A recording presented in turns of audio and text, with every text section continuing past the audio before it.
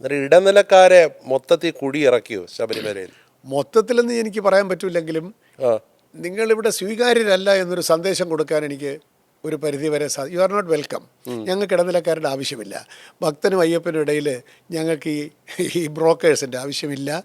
ഉദാഹരണത്തിന് അഹങ്കാരം പറയല്ല, ഒരു ദൂരെ ഇപ്പോൾ ഉദാഹരണത്തിന് അവിടെ ഈ മകരവിളക്ക് സമയത്ത് മുറികൾ വളരെ ഷോർട്ടേജ് ആണല്ലോ. ഞങ്ങൾക്കൊരു 400 മുറികളേ ഉള്ളൂ. അത് കുറച്ച് VIP പോകും, കുറച്ച് ഒഫീഷ്യൽസിന് പോകും. ഒരു 125 മുറി പിന്നെ ഡോണേഴ്സിന് പോകും. 125 മുറി ഞങ്ങളൊന്ന് എടുത്തിട്ട് ഓൺലൈനിൽ അവൈലബിൾ ആക്കി.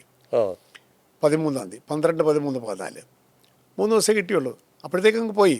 പക്ഷേ ഒരു ശുപാർശയുമില്ലാതെ ഓൺലൈനിൽ കയറിയ സാധാരണ ഭക്തന് ശബരിമലയിൽ മകരവിളക്കിന് മുറി കിട്ടുകയാണ്. ഇതിനു മുമ്പ് കിട്ടില്ല.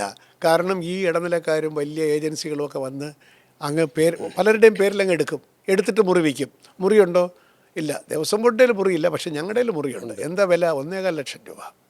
അങ്ങനെ ഈ സകല മുറികൾ ഞങ്ങൾ 2,500 രൂപയ്ക്കാണ് കൊടുത്തത്. 2,500 3,000 രൂപയ്ക്കാണ് കൊടുത്തത്. ഇതാണ് 1.5 ലക്ഷം രൂപയ്ക്ക് ഇടനിലക്കാർ വിറ്റ് കാശുണ്ടാക്കിക്കൊണ്ടിരുന്നത്.